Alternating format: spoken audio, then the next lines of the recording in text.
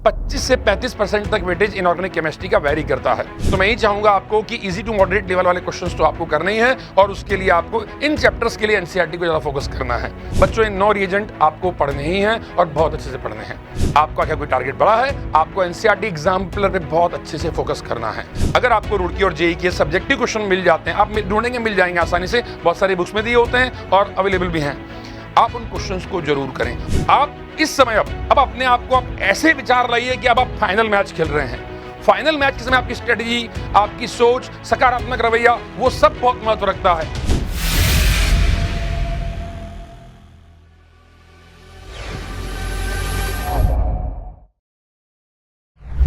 आप सभी के जेईई मेन के एग्जाम के बाद आप सब अभी जेईई एडवांस की तैयारी में जुट चुके होंगे और इसी क्रम में आप हमारी क्रैक आईआईटी सीरीज को फॉलो कर रहे होंगे। इसमें हम अलग अलग सब्जेक्ट वाइज वीडियो आपके सामने लेकर के आ रहे हैं, जिसमें आपको आईआईटी जेईई एडवांस 24 के लिए बहुत बढ़िया गाइडेंस दी जाएगी।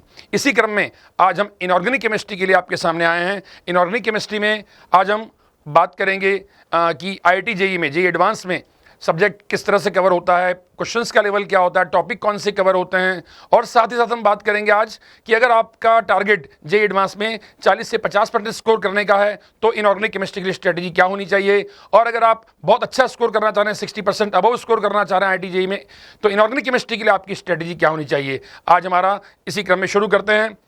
तो सबसे पहले बात करूंगा आज मैं इनऑर्गेनिक केमिस्ट्री के वेटेज की जेईई एडवांस में। अगर पिछले कुछ सालों का हम एनालिसिस करें तो हमें समझ में आता है कि 25 से 35% तक वेटेज इनऑर्गेनिक केमिस्ट्री का वेरी करता है। हालांकि कई बार मैंने नोटिस किया कि वेटेज 40% तक भी पहुंचा है, लेकिन मोस्टली इसका वेटेज 25 से 35% रहता है। ऑलमोस्ट फिजिकल, इनऑर्गेनिक, ऑर्गेनिक का वेटेज लगभग बराबर ही रहता है। किसी किसी साल किसी का वेटेज बढ़ जाता है, किसी का थोड़ा घट जाता है, बट फिर भी मोर और लेस इक्वल वेटेज ही रहता है। ठीक है बच्चों, तो आगे बढ़ता हूं मैं। अगली स्लाइड में मैं आपको ये बताना चाहता हूं कि 2022 और 23 में क्वेश्चंस कहां से कवर हुए हैं।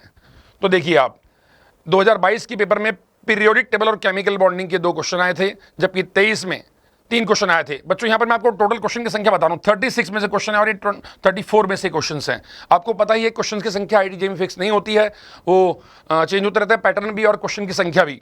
तो केमिकल बॉन्डिंग पीरियोडिक टेबल में से 22 में 2 क्वेश्चन आए हैं, जबकि 2023 में इसमें 3 क्वेश्चन आए हैं। कोऑर्डिनेशन केमिस्ट्री की यहाँ पर 1 क्वेश्चन है, यहाँ 2 क्वेश्चन है। ऐसे ही मेटलर्जी के अंदर बात करूं तो यहाँ पे 2 क्वेश्चन और यहाँ पे 1 क्वेश्चन आया है। सॉल्ट एनालिसिस में 2 क्वेश्चन, जो कि जेईई के लिए बहुत इंपॉर्टेंट चैप्टर है एडवांस के लिए, इसमें से 2 क्वेश्चन आए और वहाँ पर 1 क्वेश्चन आया, जो बहुत अच्छे लेवल के क्वेश्चन थे। ब्लॉक केमिस्ट्री हाइड्रोजनेट्स कंपाउंड का जो वेटेज है वो 22 में थोड़ा ज्यादा रहा है, 6 क्वेश्चन करीब आए हैं, 23 में 3 क्वेश्चन आए हैं उसमें से। लास्ट में बात करूं अगर मैं एफ ब्लॉक एनवायरमेंटल केमिस्ट्री की, तो यहाँ पे मैंने नॉट एप्लीकेबल लिखा हुआ है। ऐसा इसलिए किया बच्चों मैंने क्योंकि 2022 में ये दोनों चैप्टर सिलेबस में थे ही नहीं, लेकिन 23 में जुड़ चुके थे, परंतु उसमें से कोई क्वेश्चन नहीं आया इस साल में। ठीक है, हम अपनी अगली स्लाइड पर आते हैं बच्चों। अब बात करते हैं जेईई एडवांस के क्वेश्चंस का लेवल और चैप्टर का कवरेज किस तरह होता है। तो देखिए, जेईई एडवांस में ऐसा नहीं कि सारे क्वेश्चन टफ होते हैं, कुछ इजी क्वेश्चन भी आते हैं, इजी टू मॉडरेट भी रहते हैं, और कुछ थोड़े हैवियर साइड रहते हैं। आपने जेईई मेन का एग्जाम दिया है, ये पैटर्न इस एग्जाम का लेवल, डिफिकल्टी लेवल थोड़ा उससे अलग होता है, पूछने के तरीके थोड़े अलग होते हैं। इस इनऑर्गेनिक केमिस्ट्री चैप्टर्स को यहाँ कवर करने के तरीके थोड़े से डिफरेंट होते हैं। जैसे बात करूं अगर इसमें इजी टू मॉडरेट क्वेश्चन या थोड़े मॉडरेट टू टफ क्वेश्चन अगर आते हैं तो ज्यादातर एनसीईआरटी बेस्ड होते हैं। अगर आप एनसीईआरटी से पढ़ रहे हैं तो उन क्वेश्चंस को आसानी से कवर कर सकते हैं। जैसे मेटलर्जी का क्वेश्चन मैं पिछले 2 साल से अगर बात करूं तो एनसीईआरटी की लैंग्वेज से ही कवर हो रहा है। केमिकल बॉन्डिंग की बात करूं तो केमिकल बॉन्डिंग में भी एनसीईआरटी कवर करने से काफी सारी बातें बन जाती है, उसमें से इजी क्वेश्चन बनते हैं इस चैप्टर में से। ब्लॉक केमिस्ट्री में भी ऐसा ही है। ब्लॉक केमिस्ट्री में अलग अलग जो S block, P block, D block, अलग अलग फैमिलीज दी हुई हैं, उसमें से कई बार question as it is NCERT की लाइन से उठ के बनते हैं। तो मैं ही चाहूंगा आपको कि इजी टू मॉडरेट लेवल वाले क्वेश्चन तो आपको करने ही है और उसके लिए आपको इन चैप्टर्स के लिए एनसीईआरटी को ज्यादा फोकस करना है। थोड़े मैं टफ क्वेश्चन की बात करूं, टफ क्वेश्चन क्या होता है कि बच्चों कई बार टफ क्वेश्चन बनाने के लिए क्वेश्चंस को थोड़े मिक्स कॉन्सेप्ट कर देते हैं, एक चैप्टर की इन्फॉर्मेशन को दूसरे चैप्टर से कनेक्ट कर देते हैं। जैसे काफी पहले 2017 में एक क्वेश्चन आया था कोबाल्ट +2 के क्लोरो कॉम्प्लेक्स के बारे में। उस क्वेश्चन के अंदर उसने इक्विलिब्रियम भी पूछ लिया और साथ ही साथ कोऑर्डिनेशन केमिस्ट्री भी पूछ ली थी कि कोबाल्ट +2 का जो हेक्सा एक्वा कॉम्प्लेक्स था उसके बारे में एक इन्फॉर्मेशन एनसीईआरटी में दी हुई है वो, लेकिन एक जगह दी इक्विलिब्रियम में और उसको रिलेट कर दिया कोऑर्डिनेशन केमिस्ट्री से। ऐसा करके उन्होंने बहुत बढ़िया क्वेश्चन बनाया था। ऐसे ही सेम न्यूमेरिकल कैलकुलेशन। अभी कुछ साल पहले ये क्वेश्चन आया है कि व्हाइट फास्फोरस की अगर हम NaOH से रिएक्शन करवाते हैं तो एक गैस बनती है, अगर उस गैस को अपन कॉपर सल्फेट में पास करें तो वो जो बनाता है वो कितने ग्राम बनेगा, कितने ग्राम, इतने ग्राम व्हाइट फास्फोरस दिया हमने। तो इस पूरी कैलकुलेशन में, इस पूरी प्रोसेस में आपको पहले तो इनऑर्गेनिक केमिस्ट्री की रिएक्शंस पता होनी चाहिए और साथ ही साथ मोल कॉन्सेप्ट की कैलकुलेशन का भी आइडिया होना चाहिए। तो क्वेश्चन अपने आप में अच्छा बन गया। पहले वो इनऑर्गेनिक केमिस्ट्री की इंफॉर्मेशन आपसे चेक कर रहा है और वो कैलकुलेशन करवा करके आपको थोड़ा टाइम भी खर्च करवा रहा है। तो मिक्स कॉन्सेप्ट और न्यूमेरिकल कैलकुलेशन वाले क्वेश्चन से थोड़ा टफ बन जाता है पेपर बच्चों। ऐसे ही कई बार क्वेश्चंस बियॉन्ड एनसीईआरटी भी कवर होते हैं, थोड़ा सा हमें उसके आगे भी कई बार IIT-JEE कवर करता है। जैसे मैं भी बात करूं, पिछले कुछ सालों में एक क्वेश्चन आया कि बोरोन नाइट्राइड की प्रिपरेशन से रिलेटेड। अब बच्चों अगर बताऊं बात में, बोरोन नाइट्राइड की प्रिपरेशन की बहुत ज्यादा रिएक्शंस एनसीईआरटी में नहीं दिए हुए हैं और वो थोड़े से कवर हुए थे उस क्वेश्चन में। ऐसे ही होमोल्यूमो ट्रांजिशन वर्ड एनसीईआरटी में कहीं नहीं दिया, लेकिन होमोल्यूमो ट्रांजिशन से रिलेटेड क्वेश्चन भी IIT-JEE ने पूछा हुआ है। जो मैं अगर बात करूं टफ क्वेश्चंस की, तो ज्यादातर ये क्वेश्चन जो बनते हैं ये सॉल्ट एनालिसिस, ब्लॉक केमिस्ट्री या कोऑर्डिनेशन केमिस्ट्री का वेटेज थोड़ा ज्यादा लेके बनते हैं। थोड़े से अच्छा लेवल आता है इनको करने से, चैप्टर को कनेक्ट करने से। कई बार इसके अंदर ब्लॉक केमिस्ट्री में और सॉल्ट एनालिसिस में भी मोल कॉन्सेप्ट की कैलकुलेशन मिक्स कर देते हैं साथ में। तो आपसे एक अननोन सॉल्ट पहचान भी लिया, पहचानने का काम भी करवा लिया और साथ में थोड़ी कैलकुलेशन का काम भी हो गया। तो जो लेवल ऑफ क्वेश्चन है वो दोनों मिलेंगे बच्चों। आपको सेलेक्टिव होना पड़ेगा, अगर आपको पूरा पेपर करना है तो उसके लिए अच्छे से तैयार होना पड़ेगा, उसी के बारे में हम थोड़ी देर में बात करने वाले हैं। और अगर आप केवल सेलेक्टिव क्वेश्चन करने वाले हैं तो एटलीस्ट आपको एनसीईआरटी तो बहुत अच्छे से करनी होगी। ठीक है बच्चों, अब मैं आगे आता हूं अपनी अगली स्लाइड पर। मेरी अगली स्लाइड आपको ये बताएगी कि अगर आपको जेईई के अंदर स्कोर करना है, सर मुझे अबाउट 50% के आसपास स्कोर करना है, 40% 50% स्कोर करना है। मेरी इतनी बड़ी चॉइस नहीं है कि मैं हायर स्कोर की साइड जाऊं, मैं मॉडरेट साइड रहना चाहता हूं। मेरा सिलेक्शन श्योर हो जाए, मैं इतना अच्छे से चाहता हूं कि ठीक ठाक रैंक मिल जाए बस। तो उसके लिए आपकी क्या स्ट्रेटेजी होनी चाहिए? देखो बच्चों, अगर आपने साल भर IIT-JEE की सीरियसली तैयारी करी है, आप सिंसियरिटी से पढ़ाई की आप लोगों ने, तो आपको सबसे पहले तो आपके पास नोट्स होंगे। उन नोट्स को बहुत अच्छे से पढ़ें। आप जहां भी पढ़ते हैं, जिस कोचिंग में पढ़ते हैं, जहां पे स्टडी कर रहे हैं, आपको नोट्स जरूर बनाए होंगे आपने। उन नोट्स ही सबसे बड़ी इंपॉर्टेंट हेल्प करते हैं हमारे इस समय, क्योंकि नोट्स में आपको पता होता है कि मैंने कोई चीज़ कहाँ लिखी हुई है। इवन कई बार तो हमें ये भी ध्यान आता है कि मैंने फलाने कंपाउंड के बारे में एक कोने में वहाँ क्या लिखा हुआ है, वो इन्फॉर्मेशन मेरे लिए इंपॉर्टेंट है। दिमाग में उसका इमेजिनेशन रहता है हमारे पास। तो आपको नोट्स तो पढ़ने ही हैं बच्चों। बार बार मैं कह रहा हूं एनसीईआरटी, अभी जस्ट इसके पहले वाली स्लाइड में मैंने आपको कहा एनसीईआरटी पढ़नी है। IIT-JEE के लिए एनसीईआरटी बहुत इंपॉर्टेंट है, आपको रीड करनी होगी। उसके अलावा स्पेशल फोकस किस टॉपिक पे देना है? क्योंकि आपका टारगेट है कि मेरा सिलेक्शन श्योर हो जाए, ठीक ठाक रैंक मुझे मिल जाए, तो आपको केमिकल बॉन्डिंग में MOT और VSEPR पे थोड़ा ज़्यादा फोकस करना होगा। ऐसे ही कोऑर्डिनेशन केमिस्ट्री में VBT, CFT, आइसोमेरिज्म, इन पे थोड़ा अच्छा फोकस कर लें। ऐसे ही मेटलर्जी में ओर्स और इन 3 मेटलर्जी पे फोकस करें तो आपका ठीक ठाक काम निकलने के चांसेस हैं। यहाँ पर बहुत अच्छे से क्वेश्चन बन सकते हैं।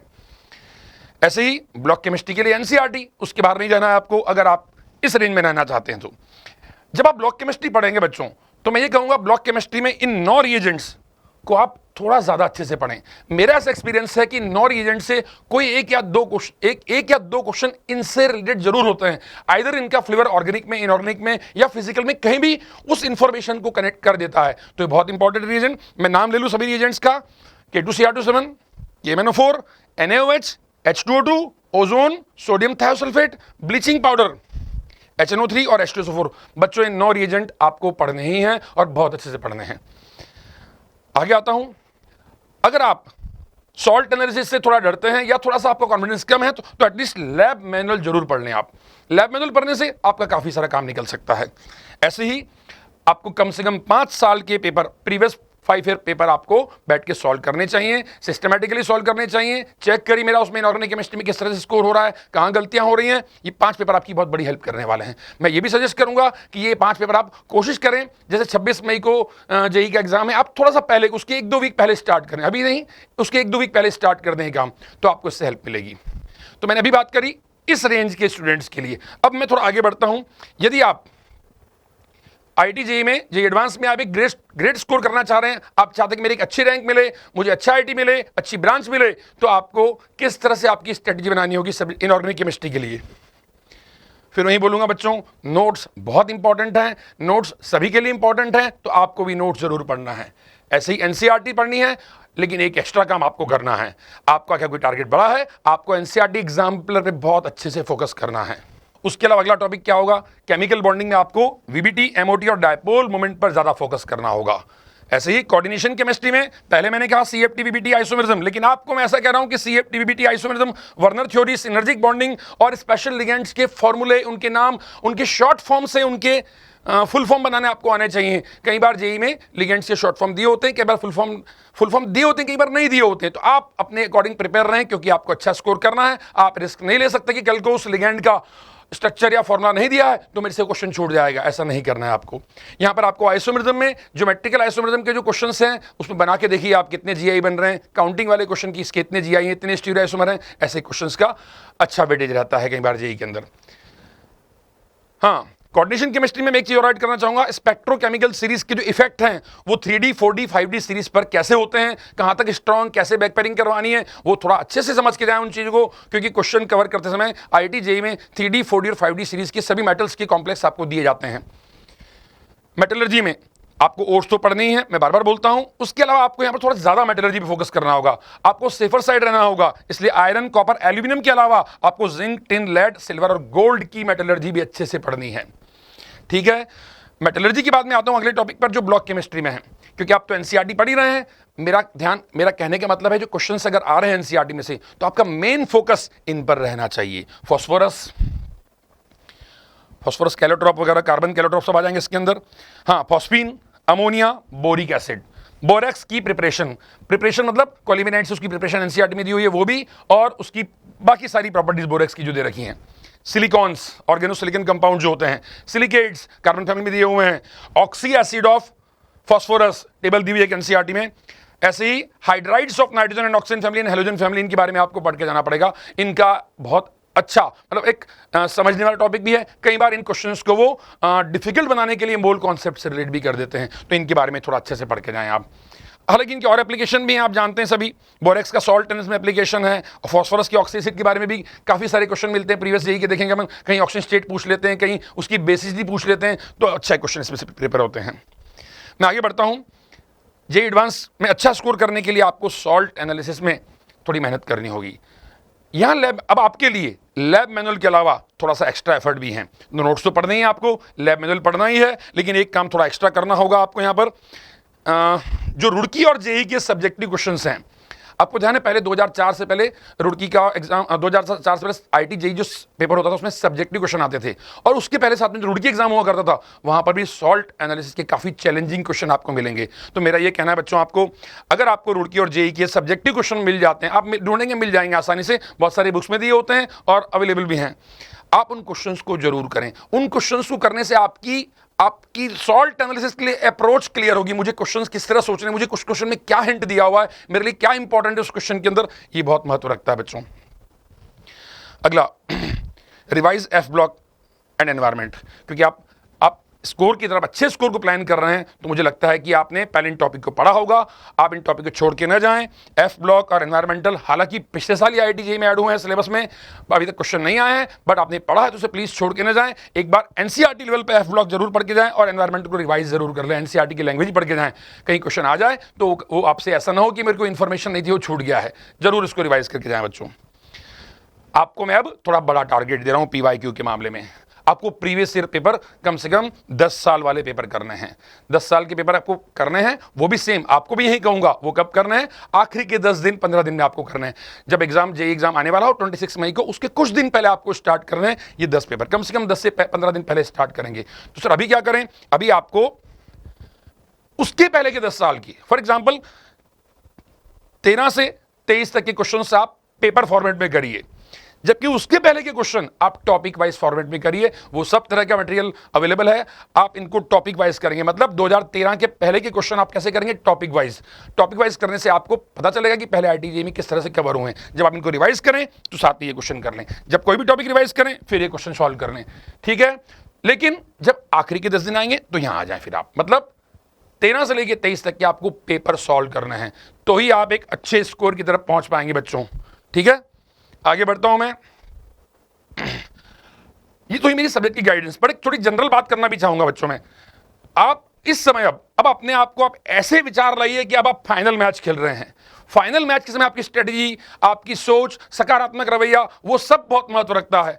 आपकी उत्साह एग्जाम के लिए उत्साह होना चाहिए, आपको पढ़ना है, मुझे क्वेश्चन सॉल्व करना है। आप एनर्जेटिक फील करेंगे अपने आप को, आप काम करते जाएंगे, आप अच्छे रिजल्ट की तरफ अग्रसर होते जाएंगे। अगला पॉइंट जो बहुत जरूरी है, ऐसा नहीं कि पीवाईक्यू सिर्फ कर लेने हैं, आपको अपनी मिस्टेक्स को एनालाइज भी करना है। मैंने उसमें क्या गलतियां करी है, वो मेरे से क्यों छूट गया है, वो क्वेश्चन मेरे के इन्फॉर्मेशन क्यों नहीं है, मुझे एनसीईआरटी में या करस्पॉन्डिंग रेफरेंस से उसको पढ़ लेना चाहिए। क्वेश्चंस करें और उसका एनालिसिस जरूर करें, जितने भी पीवाईक्यू करेंगे उसका एनालिसिस जरूर करें। ऐसे ही एक्टिव आवर्स, आपको पता है IIT JEE सुबह 9 बजे स्टार्ट होना है और शाम को 5:30 तक आपको एक्टिव रहना है। मतलब उस दिन आपकी दिनचर्या सुबह 7 बजे से पहले से स्टार्ट हो जाएगी, क्योंकि सेंटर पे जाना होगा आपको, 6:30 तक, वहाँ पर 5:30 तक आपको एग्जाम देना है, पूरा दिन आपको एक्टिव रहना है। तो मैं सजेशन दूंगा आपको कि आने वाले इन दिनों में आप बिल्कुल एक्टिव रहें, ये एक्टिव आवर्स में बिल्कुल सक्रिय रहें, आप कभी भी इसमें रेस्ट न करें। आप इस समय अच्छे से पढ़ाई करें, पेपर करें, क्वेश्चंस करें, इन आवर्स में आपको हमेशा सक्रिय रहना है। उसके अलावा बातें तो काफी सारी कर ली मैंने, लेकिन आपको सबसे पहले आपको अपने आप पे विश्वास करना है। आपने साल भर तैयारी की बच्चों, आपने बहुत मेहनत की है, आपको अपनी प्रिपरेशन पे बिलीव करना पड़ेगा। अगर आप सब ये दिमाग में रखते हुए चलेंगे तो आप एक अच्छे परिणाम की तरफ आगे बढ़ते चले जाएंगे। मैं इतना ही कहूंगा बच्चों, आगे काम करते रहिए, आप निश्चित रूप से सफलता पाएंगे। Best of luck.